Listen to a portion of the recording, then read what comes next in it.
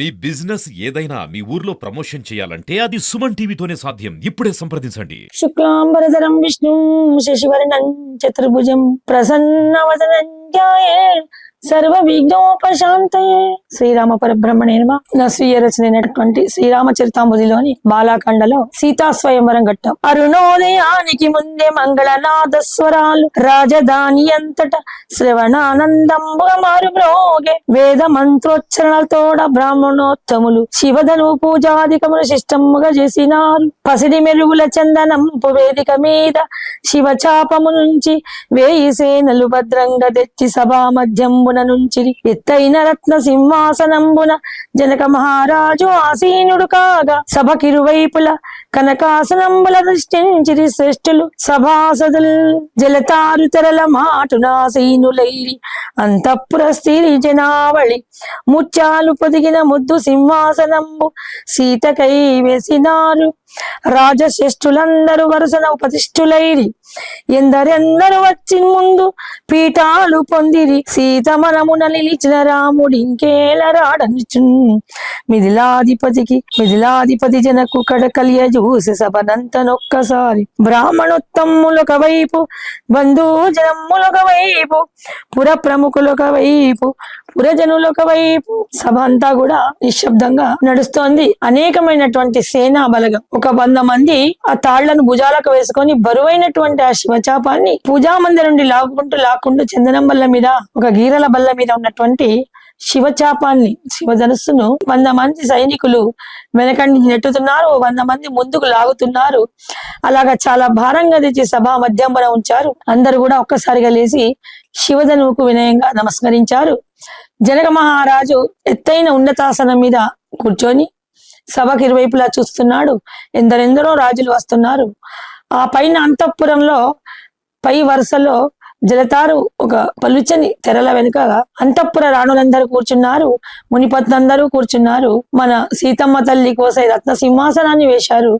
పక్కకే బల్ల మీద ఒక పూమాలను కూడా ఉంచారు. కిటకిటలాడిన సభ కళ్ళకళ్ళలాడిన గాని ఎక్కడో వెలవెలబోయి వెలతిగతో రాజమదికి. ఎందరెందరో వస్తున్నారు. అనేక రాజుల నుండి రాజకుమారులు వచ్చారు. తన మనసులో ఉన్నటువంటి రామచంద్రుడు ఇంకా ఎందుకు రావటం లేదు, కాలాతీతం అయిపోతుంది, ఈ రాజులందరూ కూడా తొందర పెడతారేమో అని ఆయన మనసులో ఒక భావన కలిగింది. సమయము కావచ్చిన ఇంకా జాగేలయర్జున్ నృపుల తొందరాయ రావలసిన వారే రాలేదు ముందర. వేద పారాయణము నర్చు మునిగణాల వెనుకగా అందాల విరుకారులిద్దరు వెంచేసినారు. సభ సవ్వడులు సర్వము సద్దుమణిగి సకల వీక్షణాలు తిరిగే రామచంద్రుని వైపు. ఎలాగా వస్తున్నాడంటే మన కోదండపాణి మందస్వర కోదండపు మూవల సవ్వడులు సభను వెలుగు నింపిరి రామ లక్ష్మణులు. అల్లంత దూరాన మునిగం గుంపులలోన మూలనున్న పీఠాన నేల చూపులు వాల్చి. ఇక్కడేంటి ఏదో రాజ టీవీగా అక్కడ అహంకారంగా టకా రావడం లేదు రామచంద్రుడు. అక్కడ ఎవరున్నారు? తమ ముందు గురువరియలైనటువంటి ఋషి శ్రేష్ఠులు ఉన్నారు. అందుకని చాలా వినయంగా వారి వెనకాలగా మెల్లని నడకలతో వస్తున్నాడట రామచంద్రుడు. వచ్చిన వాడు ఏం చేశాడు? తలలకు నేల వాల్చుకొని ఎవరిని కూడా చూడకుండా నేల చూపులు చూస్తూ ఆ వెనుకకు అన్ని సీట్లు అయిపోయినాయి. రాజ్యసభలో మొత్తం సీట్లు అయిపోయినాయి. లాస్ట్ చివరికి 4 ఎక్స్ట్రా చైర్స్ లాగా ఉన్నాయన్నట్టు. అక్కడ వెళ్ళి కూర్చున్నారంట. కూర్చున్నవాడు తన పాదాలకు వెనుకకే కిందికే తలవాల్చుకొని కూర్చున్నాడు. నెలరాజై మెరిసే సాకేత యువరాజు సభనుద్దేశించి వందనము నరిచి పలికే జనక మహారాజు. అందరి సభాసదులారా నమస్కారం. ముందు మనకు సభా సరస్వతి నమః. కొంతమంది సభకు వెళ్ళగానే హడావిడిగా అంటేనే వాళ్ళ ఉపన్యాసాన్ని మొదలు పెడతారు.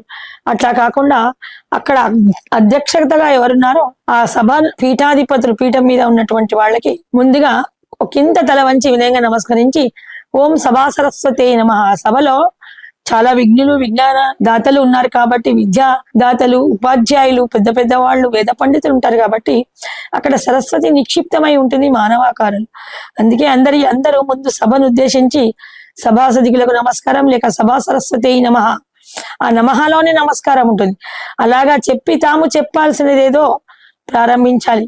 ఇది సభ యొక్క మర్యాద. అలాగే మన జనక మహారాజు చక్కగా లేచి వచ్చినటువంటి ఋషభృంగవులందరికీ వేద బ్రాహ్మణోత్తములందరికీ సభకు నమస్కరించి తమ ఇంట్లో ఉన్నటువంటి ఆ శివచాపం గురించి చెప్తున్నాడు. మహాసభికుల ఆరవందనంబు మహావిష్ణుచే జడీభూతమైన ఈ శివచాపము వర్ణదేవుడు వరమిచ్చి మా వంశంబున నిలిపే త్రిపుర సంహారంబునకై మహాదేవుడు చేబూనిన ఈ ధనుశ్రేష్టను విశ్వకర్మ నిర్మించే మంత్రబలమున వేల గజబల సంపన్నమైన ఈ సుసంపన్న చాపము నా సుత సీతచే స్థాన భ్రమణము చెంది మమ్మాశ్చర్యపరచే ఈ ఘన చాపమెత్తిన వారే మా సీతకు వరుడని ఎంచి ఈ కార్యము నిర్వహించి వాంఛ తీర్చమని నృపులను కోరే జనక మహారాజు అత్యత్య శక్తి సంపన్న మహిమ కలిగిన శివచాపమును వీక్షించుచుండిరి.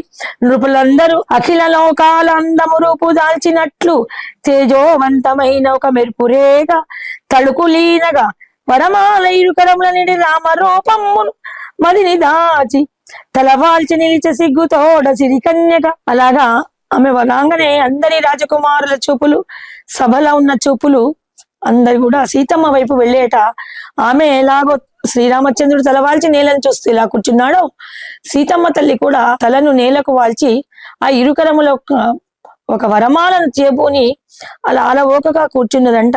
అందమైన స్త్రీ అనుకున్నామే కాని ఇంత అందమైందా? సాక్షాత్ వెన్నెలనే ఒక సుందరాకారం దాల్చి ఒక స్త్రీ రూపం దాల్చి వచ్చి కూర్చున్నదా అన్నట్టుగా మెరిసిపోతుందట ఆ సిరికన్యక. సకల దేవతల ప్రార్థించి హృదయాన్న చెలుల నడుమ చేరి రామ దర్శనము కోరు కనుదోయిన అపురూప సౌందర్య రాశి ఆగమంబున సభయంత నిశ్శబ్దమాయ క్షణంబున జలతారు మేలు ముసుగులో జాబిలి రేఖనుగని అంగవంగ కళింగ కాశ్మీరాది శ్రేష్ఠులంత నిశ్చేష్టులైరి మైథిలీ రూప దీపము మనమున చిచ్చురేపే మండలాధీశులు చాపమెత్త సన్నద్ధులైరి మీసాలు మెలిపెట్టి కొందరు రాజప్రసాదము చూస్తూ కొందరు జబ్బలు రాస్తూ కొందరు జరిగేది చూస్తూ కొందరు. అందరు ఎట్లాగా ఉన్నారంటే ఎవరు తోచిన పనులలో వాళ్ళు ఉంటున్నారంట. ఉన్నవాళ్ళు ఉండక కొందరు కాళ్ళు ఊపుతున్నారు, కొన్ని సభలో ఉన్న వాళ్ళందరినీ అంగాంగ పరీక్ష చేస్తున్నారు. కాలక్షేపం లేక కొందరేమో అంతఃపుర స్త్రీలను ఆ తెరలా మాటన ఇలా కనబడాలా అని తీక్షణంగా చూస్తున్నారు. ఇంకా కొందరు ఎట్లా ఉన్నారంట, గోళ్లు కొరుకునుచు కొందరు, గోడల చూచుచు కొందరు, తొడలాడిస్తూ కొందరు, తొందర పడుతూ కొందరు, కాళ్ళు ఊపుచు కొందరు, కనులు చిట్లించి కొందరు, కాంతల గనుచు కొందరు, కలవరపడుచు కొందరు, సభను పరికిస్తూ కొందరు, సభాసదుల వీక్షిస్తూ కొందరు, శివదను బరువును వంచనా వేయుచుండిరి. అందులో ఒకరు ముందుగా లేచి సభనైన చూడక నమస్కరించగా తొందరించి శివమాచాపమెత్తబోయి ఓపిక లేక విని తిరిగి వెళ్ళి గబా గబా ఒకడు వెళ్ళాడంట. కనీసం సభా మర్యాద కూడా లేకుండా ఎవరికీ నమస్కరించే ధన వెళ్ళి తొందరపడుతున్న శివచాపం ఎత్తడానికి వెళ్ళి ఒడిసి పట్టలేక కింద పడిపోయాడు. ఒక్కరొక్కరే వచ్చుచుండిరి ఒడిసి పట్టలేక ఓడిపోవుచుండిరి, పంతములు పెంచుకొనుచున్న అందులేగుచుండిరి. ఒక్కడు లేపట్టకపోతే తన స్నేహితుడి సహాయంకు పిలుస్తున్నాడంట. తమ పిల్లలు లేపలేకపోతే వెంట వచ్చినటువంటి మేనమామలు, పినతండ్రులు, పెత్తండ్రులు వాళ్ళు సహాయం చేయడానికి వస్తున్నారట. అక్కడ ఉన్నటువంటి ఉద్దేశాన్ని మర్చిపోయిన మూర్ఖులవుతున్నారు. వయో పరిమితి మరచిన వర్తులు కొందరు, వావి వరుసలు మరిచిన మూర్ఖులు కొందరు. అక్కడ ఉన్నది 12 సంవత్సరాల బాలిక, 13 సంవత్సరాల బాలిక. ఆమె కోసం 60 సంవత్సరాల వృద్ధులు కూడా పోటీ పడుతున్నారు శివచాపం ఎత్తడానికి. ఎంత నాచకారమని మనసులో క్లేదాన్ని పొందుతున్నాడట జనక మహారాజు. అధములు కొందరు, రాజ్యమదాంతులు కొందరు, ఎందరెందరో అందని పండుకై ఆశించి వచ్చి నదు దిశలను పుల్లంత చాపమెత్తలేక చతికిలబడిపోయినారు. ఉంకారాల గింకరిస్తూ లంకేశుడు వక్షము ఎచ్చుగా పొంగించి పట్టరాని అహంకారంబున చాపమెడిసి పట్టి పట్టు సడలి పైన వేసుకొని చాపము బరుపుకు విలవేలాడుచుండే. దైవశక్తి కలిగిన ఘన చాపము దర్జులకు లొంగదు. ఇక అందరి చూపు రామచంద్రుని వైపే నిలిచి అందరూ రాజకుమారులైపోయారు, వాళ్ళతో వచ్చిన బంధువులైపోయారు, వయోవృద్ధులైపోయారు. ఒక్కరు కూడా శివచాపం ఎత్తడానికి అర్హత లేని అదములందరూ ఉన్నారు. ఇంకా అందరికి ఒకే ఒక రాకుమారుడు మిగిలాడు. అతడే రామచంద్రుడు. రామలక్ష్మణుల వైపు సభాసదుల చూపు జరిగిందట. అది దైవశక్తి కలిగినటువంటి మహావరప్రసాదితమైన చాపం. దుష్ట శక్తులకు లొంగదు. గురువాజ్ఞన ప్రణమిల్లి లేచినాడు కడు గంభీరవదనుడు మృగరాజు వంటి కటి భాగమున ముత్యాల సరములు కదలంగా మొలక నగవుల మోహనుడు సభకు వందనమోరించే తొందలుత. వినయమూర్తి నడిచి వస్తున్న ధర్మరూపుడు కాబట్టి తన ఆజానుభావుడైనటువంటి ఆ కలువ రేకుల ఒకటి కమలాలు ముడుచున్నట్టుగా సభకు తల వంచి నమస్కరించాడంట. అనుజుని చిరునగవు అందుకో నీ ఆసనంబు వీడి కదిలే అంబుజాక్షుడు. ఎట్లా వస్తున్నాడు అడుగులో అడుగు వేస్తూ. రాచటీవి ఉట్టిపడ రామ అందాలు రాజపుత్రుల కన్న బంధనాలాయు. ఆహా, అనవసరంగా మనం ఈ అమ్మాయి కోసం ఆరాటపడ్డామే. ఆ సౌందర్య రాశికి తగిన వరుడు ఇతడే అని తమకు తామే చెప్పుకుంటున్నారంట మిగతా రాజకుమారులందరూ.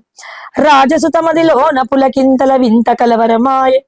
అనుకున్న వరుడే ఎత్తడానికి వస్తున్నాడు తన ఇష్టుడైనటువంటి రాముడు అనుకొని ఆ సీతమ్మ తల్లి మనసులో పొంగిపోతోందట. మనమున దైవమును స్మరించి జననీ జనకుల తలిచే జగన్మోహనుడు కమలాల పోలు అరుణాస్తాల శివధనుకు వందనములరించే తొందలుత. రెండు చేతులు కూడా చక్కగా ఈ అరిచేతి భాగము చాప మధ్యమునకు వాణించి 2 నిమిషాలు కళ్ళు మూసుకొని తొలుత జన్మనిచ్చిన తల్లి తండ్రులకు నమస్కరించాడు. అది ప్రథమ కర్తవ్యం పౌరునిగా. ఆ తర్వాత గురువందనం చేసుకున్నాడు మనసులోని వశిష్ఠ మహర్షి. తర్వాత కులదైవాలను స్మరించుకున్నాడు మదిలో ముందుగానే. ఇంకేంటి ఎలా తీశాడంటే ఒక్కొక్కళ్ళు పట్టారు, 2 పట్టారు, 3 పట్టారు. అయినా శివధనువు కించిత్ మాత్రము కాలు మాత్రంగా కదలని శివధనువును ఏకంగా ఎడమ చేత టక్కన లేపేశాడంట. కమలాల పోలు అరుణాస్తాల శివధనువునకు మందనమునరించి సుమమాల ఎత్తినంత సులువుగా వామ హస్తంబున చాపమెత్తే దాశరథి. సభను కరకళాధనుల్ మారు మ్రోగంగా దక్షిణ చరణంబున చాపమది ధనువును వంచి నారిని బిగించి కట్టిన లీనాక్షుడు. అది పురాతనమైన శివధనుస్సు. కుడికాలు పెద్దన వేలితోని దాన్ని గట్టిగా నొక్కి పట్టి పై రింగుకు ఆ నారిని సంధిస్తున్నాడట. నారి అంటే ఆ కోదండానికి కట్టినటువంటి బేరీనిచ్చే నాది నారి. నారి అంటే తనను వలచి కనుల నిండా తననే నింపుకున్న సీత మహాతల్లి నారి. ఆమె కూడా స్త్రీ. నారి అంటే స్త్రీ. నారి అంటే చాపముకు వేసేటువంటి అల్లితాడును కూడా నారి అంటారు. దక్షిణ చరణాన చాపమది మీదను వంచి నారిని బిగించి కట్టి నళినాక్షుడు చిరునగవున సీతను గని కర్ణాంతము నారిని లాగా ఫెడ ఫెడ ధ్వనితోడదనము విరగ విరివాన కురిసె భూమి పైన. అది చాలా పాతదైనటువంటి శిథిలమైనటువంటి ధనువు కాబట్టి అది మధ్యానికి టక్కనగా విరిగిపోయింది. ఆ ధ్వని తరంగాలు ఫెళ ఫెళవనంగానే ఆకాశంలో ఒక మెగావాట్ల విద్యుత్ శక్తి ఉద్భవించిందంట. ఆ ధ్వనికి భూభువంతరాలు దద్దరిల్లిపోయాడ. ఘనమైన శబ్ద తరంగాల భూభువనాలు దద్దరిల్లగా బదురు వినసాగిరి ఆ దివ్య తేజ కాంతికి అందులో చూడసాగిరి. బ్రహ్మచెవుడు ఉన్నటువంటి చెమిటి వాళ్లకు కూడా ఆ ధ్వని తరంగాలకు పొరలు కరిగిపోయి మంచి వినికిడి శక్తి కలిగిందంట. దాని నుంచి ధ్వనించినట్టు ఒక దివ్య తేజము వలన ఆ కిరణాలన్నీ గుడ్డివారైన అందులకు వెలుగును చూపించి కళ్ళు వచ్చాయట. సగమున విరిగిన వెంటి నుండి వనితనొకసారి ఓరగని పులకించు సతి కలవర పాటును పదిలాన హృదయాన దాచి రాఘవుడు. అలాగా ఇప్పుడు విల్లు విరిచారు కాబట్టి ఆ స్త్రీ ఇప్పుడు తన వశము తనకు దక్కుతుందనే ఒకటి భావనతోని ఆ అమ్మాయిని అలాగా ఊరకంట కన్నాడంట. ఆ చూపుకే పులకించిపోయింది మన సీతమ్మ తల్లి. సకల సురగుణంబులు రామునకు సుమాశిష్యులందించి రాజ ఋషిగణంబులని శుభాశిష్యులని పలికిరి. పట్టరాని ఆనందమున జనక రాజతు తన ఎనుగొని తెచ్చి ప్రియ శిష్యుని గని మురిసె కౌశికుడు సంతసాన సరసన నిలిచి. ఇంకా అంటున్నాడు, ఎక్కడైనా తండ్రికి గాని ఒక గురువు జనక వాత్సల్యంతో ఉంటాడు, తన శిష్యుని పుత్ర వాత్సల్యంగా చూస్తాడు. అంతమంది మహామహారాజులు ఎంతో మంది మునిశ్రేష్ఠుల యొక్క శిష్యులు ఉండగా తన శిష్యుడే ఇంత పెద్ద ఘనకార్యాన్ని సాధించాడా అనేటువంటి ఆనందం ఉప్పొంగి ఆయన తపస్సుకు మెచ్చి దేవతలు ప్రత్యక్షమైన అంత ఆనందపడిపోలే మన కౌశిక మహర్షి.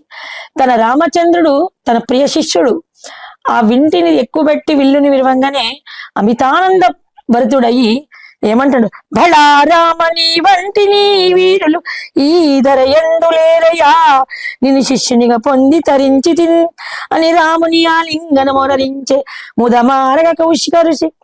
వెంటనే దగ్గరగా వెళ్ళి ఆహా శబాష్ బేటా అని ఇట్లా మనం అంటాం కదా, ఫస్ట్ ర్యాంక్ వస్తే అంతమందిలో నా తల నిలబెట్టావు, ఇవాళ నా శిష్యుడు ఓడిపోతే నాకు ఎంత అవమానకరంగా ఉండేది, బళా రామా నీ వంటి వీరులే లేరయ్యా ఈ జగతిలో అని చాలా ప్రేమారగా ఆలింగనం అందించారంట విశ్వామిత్ర మహర్షి.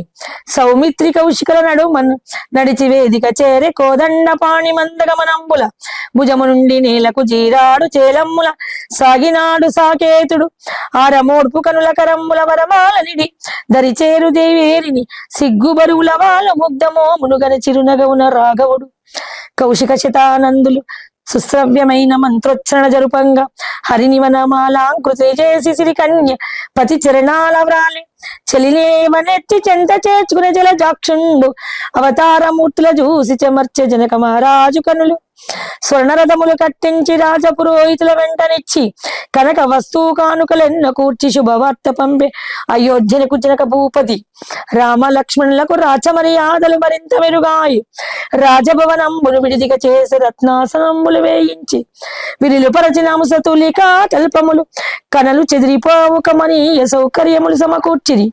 నిన్నటి వరకు వాళ్ళు సామాన్యమైన రాజకుమారులు, నేటి నుంచి ఆ ఇంటికి అల్లుళ్ళు, రాకుమారికి అల్లుడు కాబట్టి సభా మర్యాదలు ఎక్కడ పడితే అక్కడ వంగి వంగి పరివారిక జనాలు నమస్కరిస్తున్నాయి. చాలా రాచ మర్యాదలు. ఆ మామూలుగా అందరితో పాటున్న విడిది గృహాన్ని ఖాళీ చేయించి తమ రాజమందిరంలోకి ఆహ్వానించారు. వెనువెంటనే వాళ్ళ రాజ్యానికి, ఆ రామచంద్రుని యొక్క రాజ్యానికి, అయోధ్యపురానికి స్వర్ణరథాలు కట్టించి 1000 సేన బలగాన్ని ఇచ్చి ఆహ్వాన పత్రికలు దశరథ మహారాజుకు పంపిస్తున్నాడు జనక భూపతి.